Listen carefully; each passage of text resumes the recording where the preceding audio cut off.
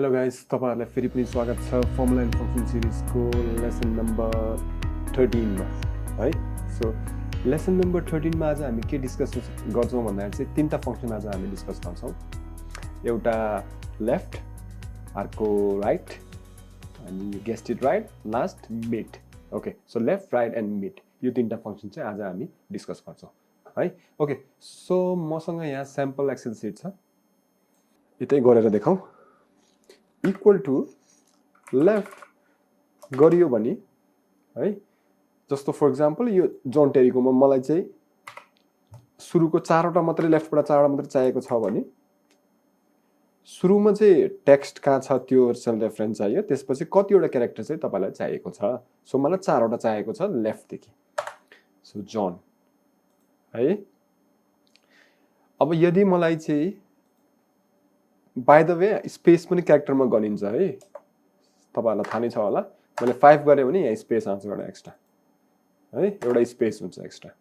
Okay, so 6 गर्यो भने मैले टी आउँछ है। सो यसरी नै मैले अरूलाई पनि कपी पेस्ट गरौँ, हेरौँ के आउँदो रहेछ। सो यसरी आइरहेको छ है। सो लेफ्टको काम चाहिँ यो। अब राइटको काम हेरौँ। अब लेफ्टको बुझिसकेपछि त राइटको पनि त्यति गाह्रो नहोला। सो राइट टाइप गर्नुभयो, टेक्स्ट मेरो यो भयो हैन। मलाई राइट देखि चाहिँ मलाई 5 वटा चाहियो रे, 5 वटा क्यारेक्टर चाहियो भने चाहिँ 5 थिच्नुस्, ब्र्याकेट क्लोज गर्नुस्, एन्टर थिच्नुस्, टेरी पाउनुभयो। यसरी नै फर्मुला कपी पेस्ट गरौँ र अरूको चाहिँ 5-5 वटा पछाडिबाट राइटबाट चाहिँ हामीले क्यारेक्टरहरू पाउने भयो। सो राइटको युज यो रहेछ। अब मिडको अलिकति फरक छ, फरक धेरै केही छैन। इक्वल टु मिड गर्नुभयो, ब्र्याकेट ओपन गर्नुस्, फेरि तपाईको त्यसमा जहाँ चाहिँ तपाईको टेक्स्ट छ त्यो सेल रेफरेन्स दिनुस्। स्टार्ट चाहिँ तपाईले मिड पोइन्ट चाहिँ तपाईले डिसाइड गर्न पाउनु भयो के। फर एक्जाम्पल मिड पोइन्ट मैले चाहिँ 1 2 3 4 5 6 बाट गरेर गऱ्यो भने चाहिँ 3टा गऱ्यो भने यसरी आउँछ है। सो यो कसरी भयो है त म भन्छु है त। सो मिड B2 6 6 नम्बरको हैन, लेफ्टबाट है। फेरि चाहिँ यो चाहिँ लेफ्टबाट हामीले चाहिँ गन्दाखेरि चाहिँ लेफ्टमा गरौँ है। मिडमा गन्दाखेरि चाहिँ 6 नम्बरको जे 1 नम्बर भयो, O 2 number, H 3 number, N 4 number, space 5 number, T 6 number हैन। 6 नम्बर। सो यो टी पनि इन्क्लुडेड भयो है त, 6 नम्बरको पनि इन्क्लुडेड भयो। टी कतिवटा चाहिएको छ हामीलाई क्यारेक्टर? 3टा।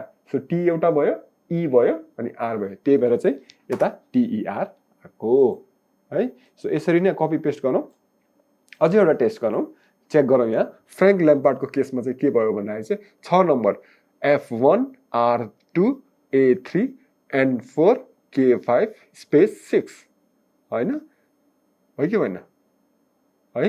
अब स्पेस 6 भएको हुनाले यहाँ दुईटा मात्रै देखायो है, किनभने स्पेस पनि तिर काउन्ट गर्यो नि त। सो स्पेस पनि छ है एल को अगाडि। स्पेस एउटा भयो, एल भयो, ए भयो, 3टा। सो स्पेस एल ए भएको यसरी है।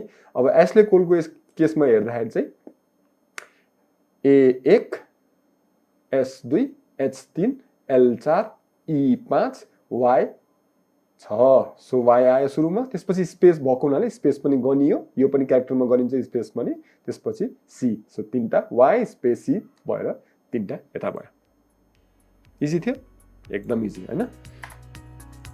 अलराइट गाइस, यही कुरा थियो मैले आज लेसन नम्बर 13 बाट तपाईहरुलाई भन्न चाहेको। आई होप यो भिडियोले पनि अझसम्म तपाईलाई हेल्प गर्यो होला। यस्तै खालको एक्सेलमा कुनै समस्याहरू केही कुराहरू जान्न मन छ भने प्लिज लेट मी नो, म सकेसम्म त्यसमा भिडियो बनाउन ट्राई गर्छु। Thank you very much for watching. Take care, stay safe. Bye.